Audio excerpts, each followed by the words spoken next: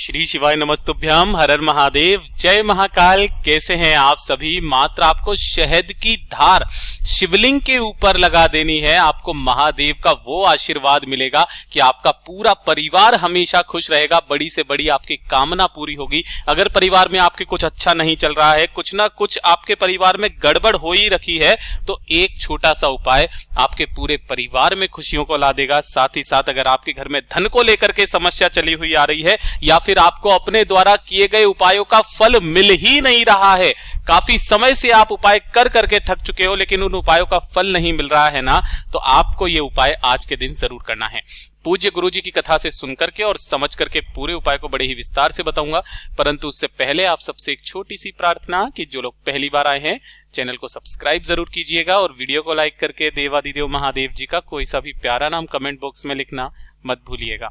इस पूरे वीडियो में हम 3 महा उपायों के बारे में बात करेंगे जो कि आपकी अलग अलग कामना पूर्ति के लिए सिद्ध होंगे। ध्यान से सुनते चले जाना, समझने की कोशिश करना। सबसे पहले बात करते हैं पहले वाले उपाय की, जो कि आपको शहद की धार वाला उपाय करना चाहिए। ये किन लोगों को करना है? ये होगा आपके परिवार के लिए, कि अगर आपके परिवार में एक के बाद एक संकट, एक के बाद एक समस्या, एक के बाद एक परेशानी आती ही चली जा रही है, परिवार में कुछ अच्छा नहीं चल रहा है, आपने सब कुछ करके देख लिया, परिवार में कुछ गड़बड़ सा हो रखा है, कभी धन की आवक रुक जाती है, कभी किसी का तबीयत खराब हो जाती है, कभी कोई और बात हो जाती है, कैसे भी करके आपके परिवार में सुख शांति समृद्धि नहीं है, क्लेश बहुत ज्यादा है, संकट पे संकट है, एक छोटा सा उपाय कीजिएगा, शहद की धार वाला उपाय। आपके परिवार में जिंदगी भर खुशियां बनी रहेगी। ध्यान से सुनिएगा, आपको इसके लिए चाहिए होगा सबसे पहले शहद, ठीक है ना। शहद कितना लेना है वो भी आपको पता चल जाएगा। देखिएगा, आपको एक कटोरी के अंदर इस शहद को डालना है और उतना शहद डालना है कि आपके घर में जो भी रुद्राक्ष हो, चाहे 5 मुखी, 6 मुखी, 2 मुखी, 1 मुखी, 3 मुखी, 4 मुखी, जो भी मुखी का रुद्राक्ष है, उस रुद्राक्ष को आपको इस कटोरी के अंदर रखना है, ठीक है ना। और इतना शहद लेना है कि वो रुद्राक्ष पूरा का पूरा शहद में डूब जाए, बस इतना शहद आपको लेना है, ठीक है। अब इस डूबे हुए रुद्राक्ष को अपने दोनों हाथों में लेकर के आपको अपने पूरे घर में घूमना है। पूरे घर में जितने भी कमरे हैं, किचन है, पूरे घर में ओम नमः शिवाय मंत्र का स्मरण करते हुए घूम जाना। घूम जाओगे, घूम जाने के पश्चात आपके घर में जहां पर भी पानी पीने का स्थान होता है, ध्यान से सुनिएगा, पानी पीने का स्थान, परिंदा, वहां जाकर के इस कटोरी को आपको रख देना है। ये कब करोगे? शाम के समय पर आपको ये काम करना है, शाम प्रदोष काल के समय। उस कटोरी को यहां पर रख दिया जिसके अंदर रुद्राक्ष है, हो सके तो एक गाय की घी का गोल बाती का दीपक भी लगा देना, ठीक है। अब इसे पूरी रात भर आपको रखे रहने देना है। आप जिस दिन भी इस उपाय को कर रहे हो ना, उस दिन की पूरी रात आपको यहीं पर इसे रखे रहने देना है। जब दूसरा दिन आएगा सुबह का, किसी भी दिन से स्टार्ट कर लेना, जब दूसरा दिन आएगा सुबह का, तब आपको 2 कलश लेने हैं, जिसमें से एक तांबे का होगा और एक होगा स्टील का, है ना। स्टील के अलावा आप चाहे कोई सा भी ले लेना, ठीक है। अब इस तांबे वाले कलश में तो आप भरोगे जल, और ये जो स्टील का पात्र है, इसके अंदर आपको ने जो शहद लिया है, जिसके अंदर रुद्राक्ष डाला हुआ है, उसमें से रुद्राक्ष निकाल के केवल शहद को इसके अंदर डाल देना और इसको पूरा भर लेना। अपने घर के या फिर कहीं बाहर से भी जो भी दूध लेकर के आओ, वो गाय माता के दूध से, गाय का दूध, ठीक है। इस कलश में शहद और दूध होगा, इस कलश में जल होगा, रुद्राक्ष आपके हाथ में होगा, लेकर के पहुंच जाना महादेव जी के मंदिर। दूसरे दिन सुबह के समय पर उत्तर दिशा, नॉर्थ डायरेक्शन की तरफ मुंह करके खड़े हो जाना। जो रुद्राक्ष आपने लिया है, उस रुद्राक्ष को आपको जलाधारी के ठीक नीचे यहां पर आपको रख देना है। अपने दोनों हाथों में एक एक कलश ले लेना। एक कलश जैसे ये हो गया, दूसरा कलश ये हो गया। दोनों कलश से काशी विश्वनाथ का नाम लेकर के, दोनों कलश से आपको एक साथ दूध और जल, यानी कि शहद, दूध और जल का जो मिश्रण है, उनको समर्पित करना है महादेव जी के ऊपर। ओम नमः शिवाय, श्री शिवाय नमस्तुभ्यम पंचाक्षरी मंत्र या षडाक्षरी मंत्र का स्मरण करते हुए बस एक नियम याद रखिएगा कि जैसे ही आप इन जल को समर्पित करना स्टार्ट करेंगे, उसके बाद से जल की धार टूटनी नहीं चाहिए, अंत तक पूरा का पूरा जल, दूध आपका समर्पित हो जाना चाहिए। समर्पित हो जाने के पश्चात जो भी जल, दूध, शहद इस रुद्राक्ष के ऊपर आकर के गिरता है ना, इससे ये रुद्राक्ष क्या हो जाता है? पवित्र हो जाता है, सिद्ध हो जाता है। इसी रुद्राक्ष को अपने घर पर लेकर के जाना, किसी भी एक लाल कपड़े पर, है ना, इस लाल कपड़े पर इस रुद्राक्ष को रख करके इसकी पोटली बना करके अपने घर के मंदिर में रख देना। उसी दिन से आपके परिवार के सारे संकट खत्म हो जाएंगे। पूज्य गुरु जी का बहुत अद्भुत और अचूक उपाय है, जरूर कीजिएगा। बात कर लेते हैं दूसरे वाले उपाय की। दूसरा वाला जो उपाय है, जैसा कि मैंने आपको पहले ही बता दिया था कि अगर आपके पास में धन कहीं से नहीं आ रहा है, धन को लेकर के समस्या चली आ रही है, पैसा आपके पास में बच ही नहीं पा रहा है, अनावश्यक खर्चा आपके घर में बहुत ज्यादा हो रखा है, कोई व्यापार है, कोई फैक्ट्री है ना, वो भी अच्छे से नहीं चल रही है, दुकान पर ग्राहकों ने आना बंद कर दिया है, बहुत ज्यादा समस्या अगर धन को लेकर के है, तो एक बार इस उपाय को कीजिएगा। एक कलश में आपको जल भर लेना है, थोड़ा सा आपको 2 से 4 बूंदे लेनी होगी शहद की, और थोड़ी सी लेनी होगी हल्दी। कौन सी? थोड़ी सी लेनी होगी आपको हल्दी पिसी हुई, ठीक है। और एक बेलपत्र आपको लेना है। जो भी आप बेलपत्र लोगे वो खंडित नहीं होना चाहिए, मात्र एक बेलपत्र लेना और इन सभी को लेकर के पहुंच जाना महादेव जी के मंदिर शिवलिंग के पास में। किसी भी समय चले जाना, शुक्रवार के दिन उत्तर दिशा नॉर्थ डायरेक्शन की तरफ मुंह करके खड़े हो जाना। हमेशा की तरह सबसे पहले आपको 1 लोटा शुद्ध जल बाबा की शिवलिंग पर समर्पित करना है।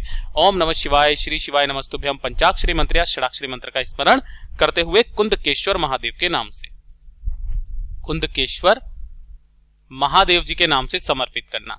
जो आपने एक बेलपत्र लिया है, इस एक बेलपत्र की ध्यान रखना, इस एक बेलपत्र की 3 पत्तियां होती है, तो इन तीनों पत्तियों पर तो आपको क्या लगाना है, ध्यान से सुनिएगा। जो आपने हल्दी लिया है ना, उसमें थोड़ा सा जल मिला करके इन तीनों पत्तियों के चिकने हिस्से पर आपको हल्दी लगानी है।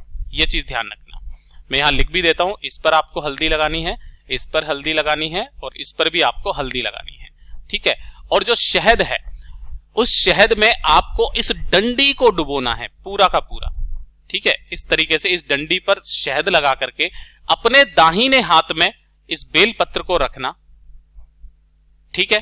और अपनी मनोकामना, अपना नाम और गोत्र बोल करके धन की जो भी समस्या चलती हुई आ रही है, उस समस्या को बोलते हुए इस बेलपत्र को माता अशोक सुंदरी के स्थान पर ऐसे समर्पित करना कि जिधर आपने हल्दी लगाई है ना, वो शिवलिंग से टच हो, डंडी रहे जलाधारी के तरफ, बीच वाली पत्ती का मुख शिवलिंग की तरफ में रहे। महादेव जी से विनती करके कामना करके वापस चले आ जाइएगा। जितने शुक्रवार आप करेंगे, पूज्य गुरु जी ने कहा जितने शुक्रवार आप करेंगे उतने शुक्रवार का फल आपके खाते में जुड़ता चला जाएगा। पूज्य गुरु जी का बहुत अद्भुत और अचूक उपाय है, जरूर कीजिएगा। अब बात कर लेते हैं तीसरे वाले उपाय की, और ये तो सबसे ही ज्यादा खास होने वाला है कि अगर आप काफी समय से उपाय कर रहे हो, है ना, और आपको उन उपायों का फल नहीं मिल रहा है ना, काफी बार आपने अपनी मनोकामना पूर्ति के लिए काफी समय से आप उपाय कर रहे हो, लेकिन आपकी वो कामना पूरी नहीं हो रही है, धन की समस्या दूर नहीं हो रही है ना, बहुत सारी समस्याएं आती चली जा रही है। आपको उपायों का फल अगर चाहिए तो इस वाले उपाय को करना बिल्कुल मत भूलिएगा। कल के दिन आपको लेना होगा इस तरीके से 1 बेलपत्र, ठीक है। कितना? 1, और 4 बेलपत्र अलग से ले लेना, यानी कि टोटल आपको जो चाहिए वो चाहिए 5 बेलपत्र। अभी बताऊंगा इनका भी क्रम क्या है। 5 बेलपत्र लेना, 1 लोटा शुद्ध जल अपने घर का ले लेना, ठीक है। थोड़ा सा लेना होगा 2 से 4 बूंद आपको शहद की, और थोड़ा सा ही लेना होगा गाय का दूध। यह भी ज्यादा नहीं, 1 चम्मच मात्र गाय का कच्चा दूध, गाय का कच्चा दूध आपको लेना है, ठीक है। और इन सभी को लेकर के आप पहुंचोगे महादेव जी के मंदिर शिवलिंग के पास 1 लोटा शुद्ध जल के साथ। यहां पहुंच करके उत्तर दिशा नॉर्थ डायरेक्शन की तरफ मुंह करके खड़े हो जाना। खड़े होकर के सबसे पहले आपने जो 1 लोटा शुद्ध जल लिया है बाबा की शिवलिंग पर समर्पित करना। ओम नमः शिवाय, श्री शिवाय नमस्तुभ्यम का स्मरण करते हुए किनके नाम से करोगे? यहां पर अवधूतेश्वर महादेव के नाम से, अवधूतेश्वर महादेव के नाम से। पूज्य गुरु जी ने कहा जो सोमवार पड़े, जो प्रदोष पड़े, जो शिवरात्रि पड़े, उस दिन इस उपाय को करना गलती से भी मत भूलिएगा। जैसे यहां पर आपने जल को समर्पित किया, आपने जो 5 बेलपत्र लिए हैं, उन 5 बेलपत्र पर अब शहद और दूध लगाने का क्रम ध्यान दीजिएगा कि जो इसका चिकना हिस्सा होता है, चिकने हिस्से की तरफ यहां पर आपको लगानी है शहद की बिंदी, शहद की बिंदी इस पर लगानी है, ठीक है। और जो इसका पीछे का हिस्सा होता है, पीछे का है ना, चिकने हिस्से की तरफ तो शहद की बिंदी, पीछे की तरफ आपको दूध की बिंदी लगानी है, ठीक है। ऐसे के ऐसे ही आपको 5 के 5 बेलपत्रों पर लगा लेना है, एक के ऊपर एक बेलपत्र रख लेना है। आपका जो दाहिना हाथ है, उस दाहिने हाथ में आपको इन बेलपत्रों को ऐसे पकड़ना है कि ऊपर की जो 5 की 5 पत्तियां हैं, उनकी जो बीच वाली पत्ती है वो आपको अंगूठे से दबा लेनी है।